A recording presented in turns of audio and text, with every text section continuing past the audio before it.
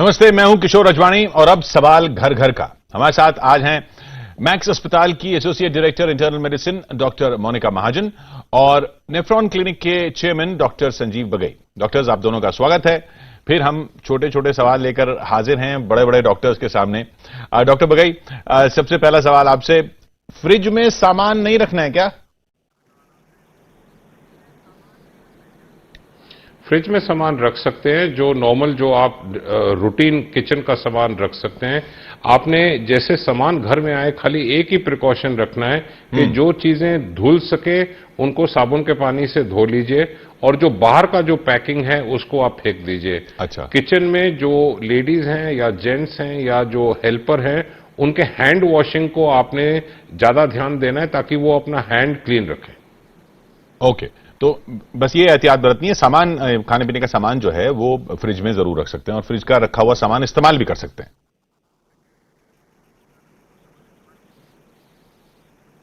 Correct. Doctor Monika, सवाल कपड़ों का, क्या स्लीवलेस कपड़े पहन सकते हैं या फुल स्लीव ही पहनने? अभी तक कोई भी स्टडी में ऐसा नहीं डॉक्यूमेंट हुआ कि कपड़ों के थ्रू वायरस का ट्रांसमिशन होता है, तो आप जैसा चाहें वैसे कपड़े पहन सकते हैं। और अब गर्मियां आ रही हैं तो लाजमी है कि आप हाफ स्लीव्स भी पहनेंगे, तो उसमें कोई दिक्कत नहीं है। पर जब आप हाफ स्लीव्स पहन रहे हैं तो आप हाथ धोने के साथ साथ जो है वो अपने बाजू भी धो सकते हैं साबुन और पानी से। अदरवाइज कोई भी तरह का कपड़ा पहनने में कोई दिक्कत नहीं है। तो ऐसा कुछ नहीं है कि क्योंकि वो बॉडी जितनी एक्सपोज रहे या बची रहे, ऐसा कुछ नहीं है? जितने एक्सपोज्ड एरियाज हैं बॉडी के उनको साबुन और पानी से धोना है। सो उसके लिए जरूरी है कि अगर आपने हाफ स्लीव्स पहना हुआ है तो आप बाजू तक साबुन का इस्तेमाल करें, बट अदरवाइज किसी भी तरह का कपड़ा पहनने में प्रॉब्लम नहीं है। अच्छा डॉक्टर बगई, सुबह टहलने की जो बात है वो उस पर कई राय आ रही है। सुबह टहलने जाएं न जाएं, जा सकते हैं?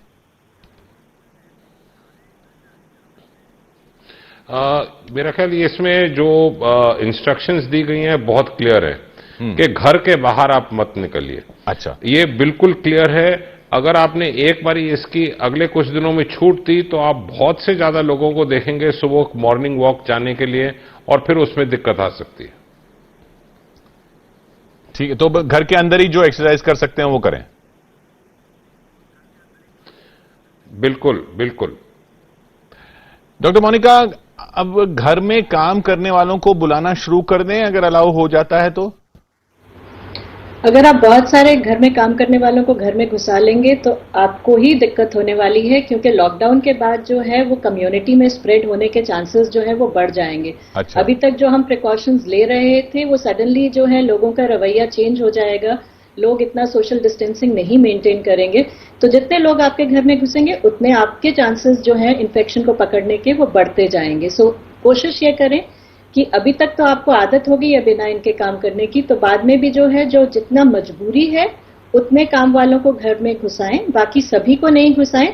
साथ ही साथ ये ध्यान रखें कि ये लोग इतने सालों से आपके साथ काम कर रहे हैं तो इनकी तनख्वाह नहीं काटें या इनको जो है वो नौकरी से निकालें नहीं।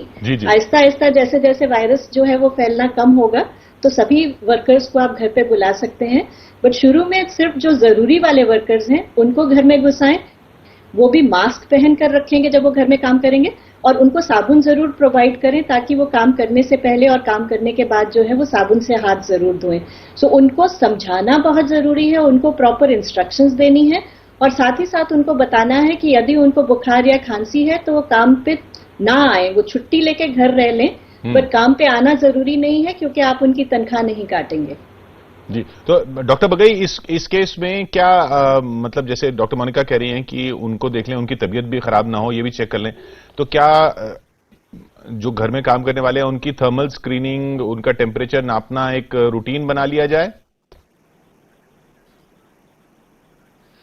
देखिए, जो थर्मल स्क्रीनिंग है वो बहुत सुपरफिशियल स्क्रीनिंग, जैसे मास गैदरिंग्स एयरपोर्ट के द्वारा या कहीं कांग्रेगेशन के द्वारा, घर में ये इस तरह का थर्मल स्क्रीनिंग की जरूरत नहीं है। अगर किसी हेल्पर या मेड या सर्वेंट या गार्ड को बुखार या सर्दी जुकाम बुखार हो, इस दरमियान मेरे ख्याल उनको लोकल डॉक्टर को दिखाना चाहिए ताकि ध्यान से जांच की जाए कि ये इन्फेक्शन तो कैरी नहीं कर रहे उस प्रकार की। हर फीवर और हर खांसी जुकाम कोविड इन्फेक्शन नहीं है, ये चीज जरूरी समझनी है। पर अगर उनको खांसी जुकाम या बुखार हो, मेरा ख्याल 3 या 4 दिन, इवन अप टू 5 दिन उनको काम पर मत बुलाइए, उनको घर में रखिए और उनसे संपर्क रखिए फोन पर चेक करने के लिए कि बुखार ज्यादा तो नहीं है, खांसी तो नहीं है। जो कोविड की जो बुखार और खांसी होती है उसका फीवर ज्यादा होता है और बहुत ड्राई हैकिंग कॉफ होती है ब्रेथलेसनेस के साथ। तो अगर वो नहीं है तो फिर घबराने की बात नहीं, पर उनको काम पर खांसी जुकाम और फीवर के दरमियान ना बुलाया जाए। और डॉक्टर बगई, स्टीम की जहां तक बात की जा रही कि स्टीम लेने से फायदा है, तो ये भाप या स्टीम रोज लेनी है? स्टीम में इसका कोई बेनिफिट या कोई रोल नहीं है। अच्छा। स्टीम और कोविड का कोई इंटरेक्शन नहीं है, कोई बेनिफिट नहीं है। ये खाली उस चीजों के लिए इस्तेमाल किया जाता है अगर किसी को क्रॉनिक ऑब्स्ट्रक्टिव लंग डिजीज हो या एस्थमा हो, म्यूकस प्लग्स हो। पर वैसे स्टीम देखा जाए तो बहुत से पेशेंट्स फोन करते हैं कि मैं स्टीम ले लूं और पूरी फैमिली वो स्टीमर के पीछे घूमती रहती है। इसकी जरूरत नहीं है। डॉक्टर मोनिका, आप भी ये कहेंगी स्टीम कोई रेगुलर रूटीन ना बनाया जाए? इनफैक्ट WHO के आप इंस्ट्रक्शंस देखेंगे तो उन्होंने क्लियरली कहा है कि गार्गल हो या स्टीम हो, वो सिर्फ आपके अपने पर्सनल हाइजीन के लिए है। गार्गलिंग या स्टीम लेने से जो है वो कोविड-19 का डायरेक्ट कोई भी संबंध नहीं है। सो आप वैसे खांसी जुकाम से बचने के लिए जो है चाहे स्टीम ले लें चाहे गार्गल कर लें, पर उनका कोविड से कोई कंसर्न नहीं है। सो आप स्टीम लेने के लिए अगर एक ही स्टीमर जो है वो घर के सभी फैमिली मेंबर्स जो है वो शेयर कर रहे हैं तो प्रोबेबली वो ज्यादा अनहाइजीनिक है, बजाय स्टीम लेने से कोई फायदा खास नहीं होने वाला। और डॉक्टर मोनिका, लैपटॉप्स हैं, जैसे अब लैपटॉप पे खूब काम करना पड़ रहा है, तो इनको सैनिटाइज करना है? लैपटॉप के अंदर अगर आप कोई भी लिक्विड सैनिटाइजर इस्तेमाल करेंगे तो आपको नया लैपटॉप जरूर खरीदना पड़ेगा और हजारों का खर्चा जरूर हो जाएगा। और मिल भी नहीं रहा, वो दुकानें ही नहीं खुली, मिलेगा भी नहीं। बिल्कुल बिल्कुल। सो बहुत सारे लोग ये गलती कर चुके हैं और सैनिटाइजर से अपने लैपटॉप बर्बाद कर चुके हैं। सो लैपटॉप को सैनिटाइज नहीं करने की जरूरत है। लैपटॉप पे काम करने से पहले आप अपने हाथों को जरूर क्लीन कर लें साबुन और पानी से, उतना काफी है। और लैपटॉप्स जो है वो आपस में शेयर नहीं करें, अपना लैपटॉप अपने पास रखें, अपने कोलीग के साथ शेयर नहीं करें, बस उतना काफी है। लैपटॉप को कोई भी लिक्विड सैनिटाइजर से प्लीज इस्तेमाल नहीं करना। और डॉक्टर बगई, कुछ साफ करना ही हो लैपटॉप जैसी चीज या लैपटॉप ही, तो कितना या किससे साफ करें? सैनिटाइजर से तो नहीं करना है? मेरे ख्याल ये बहुत ही जरूरी क्वेश्चन है, क्योंकि अक्सर हम देख रहे हैं कि ज्यादातर जो एडल्ट्स हैं, बच्चे हैं, एडोलेसेंट टीनेजर्स हैं, लैपटॉप या बाकी डिवाइसेस का इस्तेमाल करते हैं।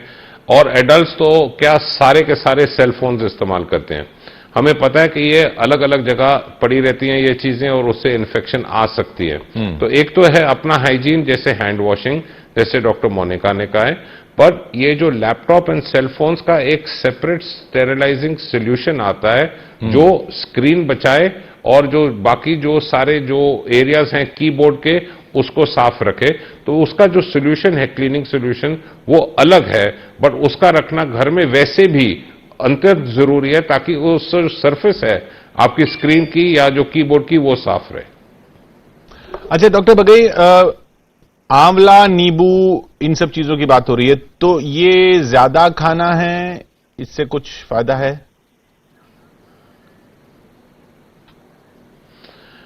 ये सवाल मेरा ख्याल हर दिन कम से कम 10 बारी हर डॉक्टर को पूछा गया है। जी जी। मैं आपको डिटेल में ये बताता हूं, कोई भी होम रेमेडी या स्पेसिफिक फूड आइटम से ना कोई लाभ है ना कोई डिसबेनिफिट है। कोई भी आप चीज खाना चाहें वो आप खा सकते हैं। खाली इस चीज का ध्यान रखिए कि आपका जो फूड हो जहां तक हो सके घर का fresh, hygienic, homemade, balanced diet हो। अक्सर फैमिलीज में देखा गया है, स्पेशली नॉर्दर्न इंडियन फैमिलीज में, कि वो अपना कोई नुस्खा, अपना कोई मिक्सचर बनाते हैं। कोई तोरी डाल रहा है, कोई करेला डाल रहा है, कोई बाकी चीजें डाल रहा है, कोई पत्ते डाल रहा है, कोई जड़ी बूटी डाल रहा है।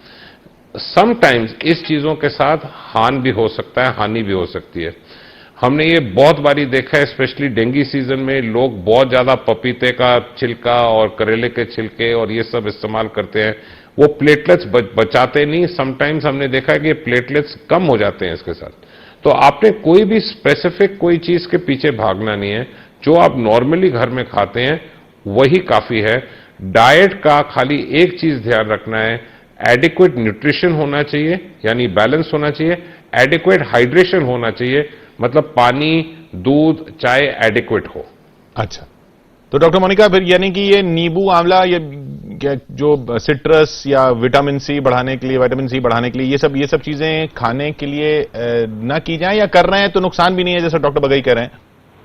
ये सारी चीजों में विटामिन सी नेचुरल फॉर्म में है, तो ये ओवरऑल आप सारा साल ही जितना चाहें उतना खा सकते हैं, बट इनका कोरोना के साथ जो है वो कोई विशेष प्रोटेक्शन एलिमेंट नहीं पाया गया है। सो अगर आपको नींबू और आंवला वैसे पसंद है तो खाएं, बट उसके लिए कोरोना से बचने के लिए नींबू और आंवला खरीदने की जरूरत बिल्कुल भी नहीं है। अच्छा, तो डॉक्टर मोनिका बेडशीट्स, चादरें ये रोज बदलनी है? वैसे ही रोज बदलनी चाहिए, लेकिन इसमें इस वक्त क्या खास ख्याल रखना है? नहीं, आप जितनी भी स्टडीज आप देखेंगे और WHO की गाइडलाइंस देखेंगे, उनमें क्लियरली बोला गया है कि ये कपड़ों के थ्रू जो है वायरस डायरेक्टली ट्रांसमिट नहीं होता है। तो आप जो है वो बेडशीट्स और घर के जो कपड़े हैं वो जिस रूटीन से पहले वॉश कर रहे थे उसी तरह वॉश करेंगे, और नॉर्मल डिटर्जेंट और सोप के साथ ही इन चादरों को जो है वो वॉश करेंगे। इसके लिए अलग से कुछ नहीं करना होता। सिर्फ प्रिकॉशन उन लोगों के लिए आती है जो कि कोरोना पॉजिटिव हैं और घर में होम क्वारंटाइन पे हैं। सो जब उनकी चादरें या उनके कपड़े जो है वो वॉश कर रहे हैं तो उनको बेशक जो है वो आप ज्यादा फ्रीक्वेंटली वॉश कर लीजिए, या जो है वो वॉश करने के लिए जब उनके चादर या कपड़े उठा रहे हैं तो ये ध्यान रखें कि आप उसके बाद वो हाथ अपने मुंह या नाक को ना छुएं ताकि आपको उनसे ना इन्फेक्शन हो जाए। बट अदरवाइज जैसे आप सारा साल जो है वो कपड़े धो रहे थे, चादर धो रहे थे, साबुन और पानी या डिटर्जेंट से उसी तरह से करेंगे अनटिल एंड अनलेस कि आपके घर में कोई कोरोना का पेशेंट है जो कि होम क्वारंटाइन पे है, तो तब आपको जो है वो ज्यादा एहतियात बरतने की जरूरत है। तो डॉक्टर बगई, ये बेडशीट्स की जहां तक बात हुई, जैसे डॉक्टर मोनिका कह रही हैं अगर पेशेंट है तब तो ऑब्वियसली आपको ख्याल रखना है, लेकिन कुछ और कोई बुखार वगैरह है घर में, खांसी है, तब भी बेडशीट्स पर कुछ खास ध्यान देना है इस सीजन के लिए? जी, ये अगेन बड़ा इंपॉर्टेंट क्वेश्चन है। मैं इसको दो पार्ट में आंसर करूंगा। देखिए, जो वेल टू डू फैमिलीज है, middle class, upper middle class, well to do families, independent bedrooms हैं, सोशल डिस्टेंसिंग घर में भी रख रहे हैं, उनका जो शीट्स, बेड शीट्स, बाकी लिनन है अक्सर साफ रहता है। बट मैं आपका अटेंशन इस चीज पर लेना चाहता हूं कि जो कम्युनिटी लिविंग में है, स्लम्स में है, क्लस्टर लिविंग में है, उनमें ज्यादा ध्यान रखना है, क्योंकि अक्सर वहां जो क्लोथिंग है, शीट्स हैं या बेड कवर्स हैं, वो अक्सर शेड होते हैं। रही बात खांसी जुकाम की, घर के अंदर या जो लोग स्पेशली स्लम्स में हैं, जो भी खांसी या जो भी जुकाम हो या जो भी स्नीजिंग हो, अगर वो ओपन एयर में हो या वो कपड़े में हो और वो कपड़ा कहीं पड़ा रहे तो उसमें इन्फेक्शन ट्रांसमिशन का रिस्क रहता है। तो अगेन जैसे ज्यादा लोग जैसे कमरे में हो स्लम्स में, again I am mentioning slums, क्योंकि काफी जगह सारी मेट्रोज में क्लस्टर लिविंग और बहुत हाई पॉपुलेशन डेंसिटी एग्जिस्ट करती है ये एरियाज, उसमें ज्यादा ध्यान देना है। बट जो नॉर्मल लिनन है, जैसे आप नॉर्मल मेंटेन करते हैं, नॉर्मली वॉश करते हैं, वो आप प्रोटोकॉल कंटिन्यू रख सकते हैं। अच्छा डॉक्टर बगई, अब पीने के पानी में कोरोना हो सकता है क्या? ये नहीं देखा गया, पर जो पीने का पानी वैसे ही इंडिया में कहा गया है कि उबाल के लिया जाए, स्पेशली जो स्मॉलर बच्चे हैं उनको तो उबाल के, प्रेग्नेंट मदर्स को उबाल के, अगर साफ पानी आरओ का ना मिले तो उबालिए। वैसे आरओ का पानी सब जगह मिलता है। अनक्लीन वाटर कोरोना में ज्यादा रिस्क नहीं है, बट वैसे जो intestinal infections, loose motion, dehydration, vomiting, typhoid का रिस्क और हेपेटाइटिस का रिस्क ज्यादा रहता है। बट वैसे पानी ओवरऑल जो आप प्रिकॉशंस रख रहे हैं वो वैसे का वैसे ही रखिए। तो डॉक्टर मोनिका, पीने के पानी के लिए खास ख्याल इससे ज्यादा नहीं, जितना है उतना, मतलब वो हर चीज के लिए ही रखना है, कोरोना के लिए कुछ खास पीने के पानी की एहतियात नहीं है? कोरोना के पॉइंट ऑफ व्यू से तो एहतियात नहीं है, बट अब गर्मियां आ गई हैं और इस मौसम में, गर्मियों में जो है वो वैसे ही पीने के पानी के साथ बहुत सारी बीमारियां हर साल हमारे देश में फैलती हैं, चाहे हेपेटाइटिस है या चाहे जो है वो टाइफॉइड है, और बहुत सारे लोगों को सिंपल डायरिया, गैस्ट्रोएंटेराइटिस तो होता ही होता है। तो इसलिए बेटर ये है कि आप पानी का जो है वो इस्तेमाल करने से पहले उसको जो है वो फिल्टर करें या उसको जो है उबाल कर ठंडा करके पिएं, बट कोरोना पानी के थ्रू ट्रांसमिट नहीं होगा। और डॉक्टर मोनिका, अगर सिर्फ खांसी है और कोई लक्षण नहीं है, सिर्फ खांसी होने पर क्या कोरोना का टेस्ट करवाना है? नहीं जी, आईसीएमआर की गाइडलाइंस बहुत क्लियर कट हैं, जिसमें कि बुखार, ड्राई कॉफ और ब्रीदिंग डिफिकल्टी, ये 3 क्राइटेरिया की बेसिस पे ही टेस्ट किया जाता है, या अगर आपका कोई कांटेक्ट है किसी कोविड-19 पेशेंट के साथ। सो सिर्फ खांसी तो इस मौसम में बहुत सारे लोगों को मौसम चेंज के साथ सीजनल कॉफ एंड कोल्ड भी होने वाला है, तो अगर आपको सिर्फ खांसी है तो पैनिक करने की भी जरूरत नहीं है और आपको कोरोना के टेस्ट की भी जरूरत नहीं है। बेस्ट ये है कि आप अपने डॉक्टर से एक बारी फोन पे डिस्कस करें, या आप जो कोविड-19 की हेल्पलाइन है उस पर डिस्कस कर लें, पर जब तक आपको ये 3 लक्षण नहीं है कि आपको बुखार, ड्राई कॉफ और ब्रीदिंग डिफिकल्टी नहीं है, तब तक एज पर आईसीएमआर क्राइटेरिया आप टेस्ट के लिए क्वालिफाई नहीं करते हैं। डॉक्टर बघेल, ये ना जैसा आपने भी कहा ड्राई कॉफ के बारे में, अब सिर्फ खांसी है जो हम डॉक्टर मोनिका से बात कर रहे थे, अब सिर्फ खांसी जो है, क्या ये इसमें कुछ खास देखना है कि सिर्फ खांसी में ये वाली खांसी ना हो? ये ड्राई कॉफ क्या होती है? लोगों को समझ में नहीं आता ड्राई कॉफ होती क्या है। तो अक्सर देखा गया है जो आउट पेशेंट क्लिनिक्स हैं डॉक्टर्स के, कंसल्टेंट्स के, almost 30 to 35 up to 40% sometimes patients हैं रेस्पिरेटरी सिम्टम्स के। अच्छा। जो पास्ट वीजर्स हैं, एलर्जिक कॉफ्स हैं, ब्रोंकाइटिस हैं, सॉर थ्रोट्स हैं, हजारों की तादाद में आते हैं। हर एक जो खांसी है और हर एक जो फीवर है वायरल इन्फेक्शन नहीं है, और हर वायरल इन्फेक्शन कोविड इन्फेक्शन नहीं है।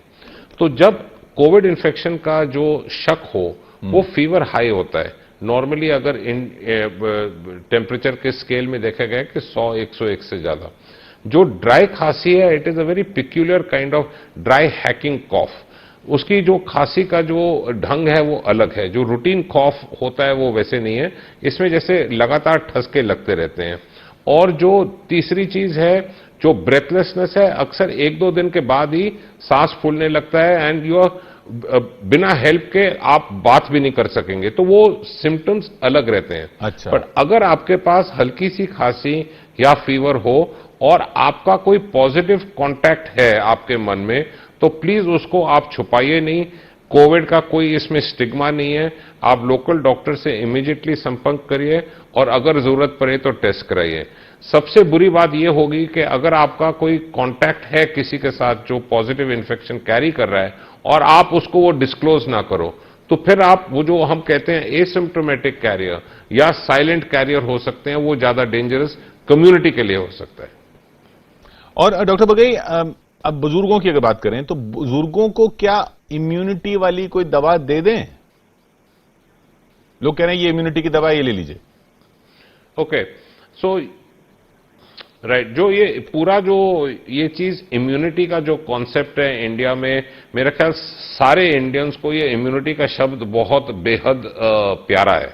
क्योंकि ये एक social discussion, medical discussion, telephone discussion, social media discussion है कि ये इम्यून बूस्टर्स हैं। ये सब चीज गलत है।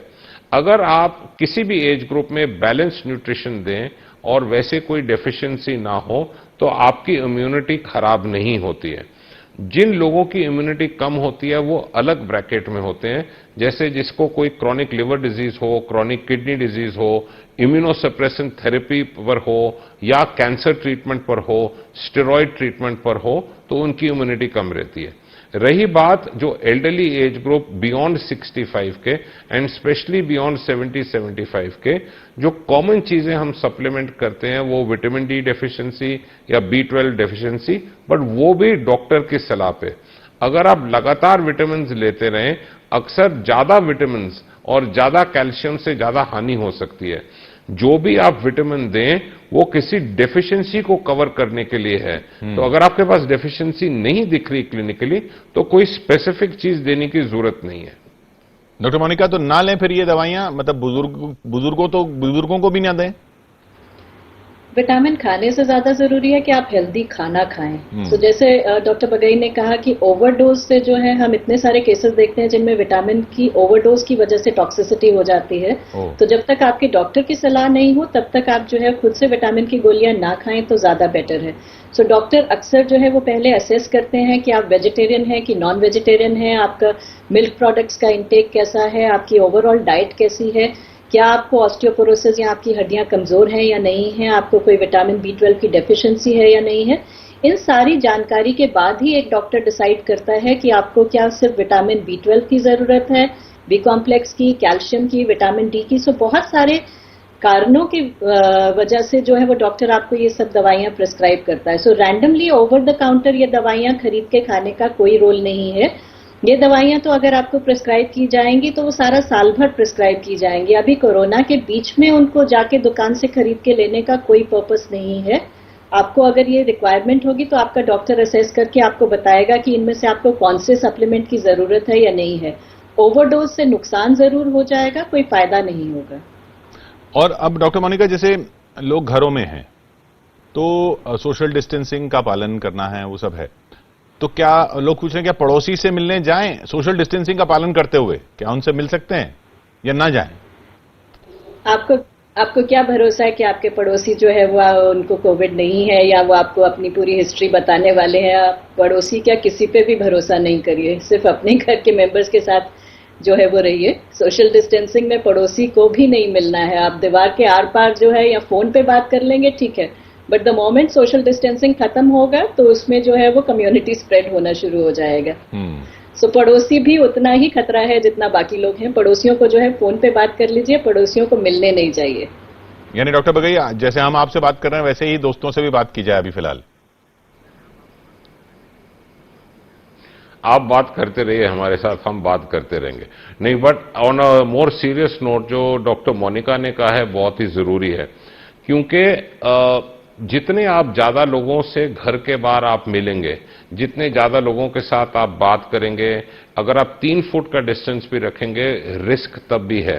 तो आपका घर जाने का के बाहर का मकसद एक ही होना चाहिए कि अगर कोई डायर मेडिकल इमरजेंसी हो या कोई आपका जो हेल्प है या घर में कोई ड्राइवर है या सर्वेंट है आपके लिए शॉपिंग करने जा रहा हो, या अगर वो सर्वेंट नहीं है आप अपने आप जाएं। मेरी दूसरी सलाह ये रहेगी कि हर दिन आप बाहर ना जाएं। अगर आप एक सिंगल पर्सन है घर में और आपको जाने की जरूरत है तो अगर हो सके जो नॉन पेरिशेबल आइटम्स हैं आप 2 दिन 3 दिन का स्टॉक इकट्ठा ले लीजिए। तीसरी चीज, अब गवर्नमेंट ने भी ये हेल्प करी है कि जो इमरजेंसी दवाइयां हैं वो भी आपको घर पहुंचाई जाएंगी। तो जो मेन जो बॉटम लाइन है कि जितना आप घर के बाहर एक्सपोजर कम रखें उतना आपका रिस्क कम रहेगा।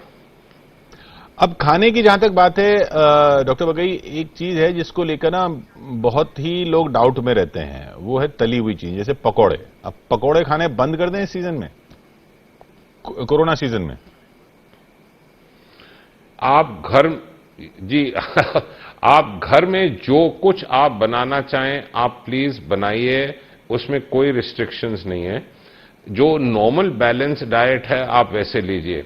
इसमें जो ज्यादा तली हुई चीज वैसे ही हार्मफुल है। तो ये नहीं कि आपने पकौड़े या जलेबियां या तले हुए समोसे हर दिन खाने हैं, वो नॉर्मली हेल्थ के लिए हानिकारक है। बट ओकेजनली अगर आप घर में पकौड़े बनाएं या कुछ बनाएं, that is absolutely okay, it is safe. अगर आप किचन में हाइजीन रखें, रूटीन जो आप खाना नॉर्मली बनाते हैं और उसमें अगर पकौड़ा एग्जिस्ट करता है आपके जो लिस्ट में अगर बन रहा है तो प्लीज खाइए।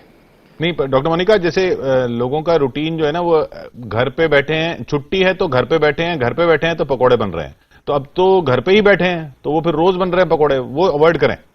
बिल्कुल, मैं ये कहूंगी कि पकौड़े आप तब खाएं अगर आप कोविड खत्म होने के बाद बहुत सारे पैसे खर्च के नए कपड़े खरीदने को तैयार हैं, क्योंकि एक्सरसाइज तो हो नहीं रही है।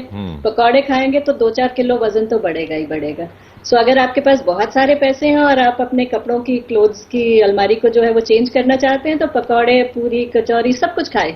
बट अगर आप ऐसा नहीं चाहते हैं, क्योंकि एक्सरसाइज की इंटेंसिटी बहुत कम हो गई है, बहुत कम लोग जो है वो रूटीन से घर पे एक्सरसाइज कर रहे हैं, जबकि डॉक्टर ये सलाह देते हैं कि आप रोज एक्सरसाइज करिए एटलीस्ट कुछ ना कुछ स्टेप्स जो है वो जरूर चलिए, कुछ ना कुछ योगा या व्यायाम करें।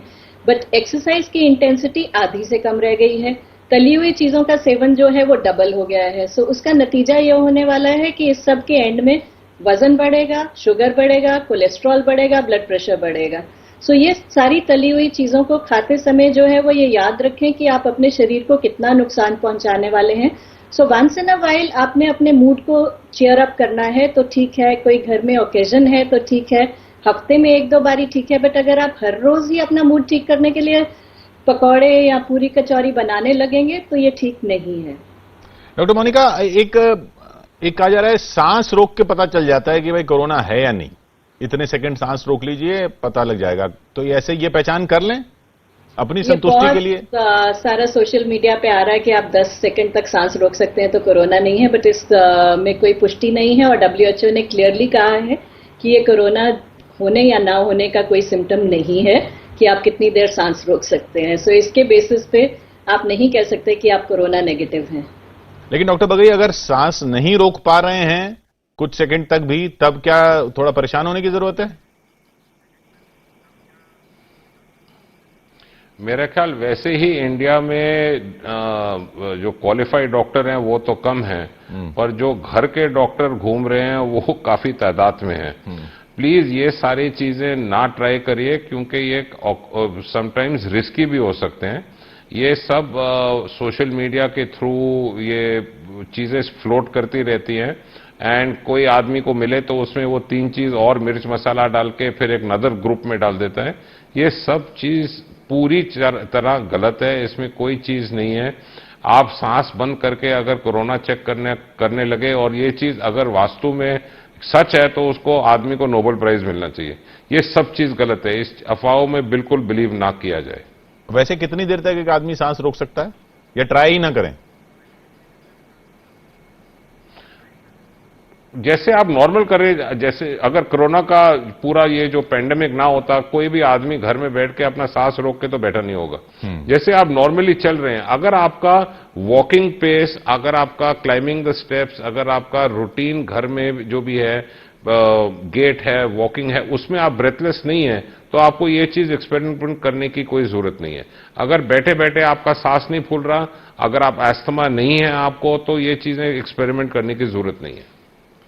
जी, तो यही बस कुछ छोटे छोटे सवाल थे हमारे आप लोगों से। डॉक्टर मोनिका, डॉक्टर बगई, बहुत बहुत शुक्रिया आपका। बहुत छोटे छोटे सवाल हैं, हम जानते हैं आप बड़े बड़े डॉक्टर हैं, शायद आपके लेवल के ना हो, लेकिन हम हर डॉक्टर से ये माफी मांग लेते हैं, क्योंकि सवाल अब इसी तरीके के आ रहे हैं जिसमें होता छोटा है सवाल, लेकिन समस्या बड़ी कर देता है और पता नहीं लगता किससे पूछें। बहुत बहुत शुक्रिया आपका डॉक्टर बगई और डॉक्टर मोनिका।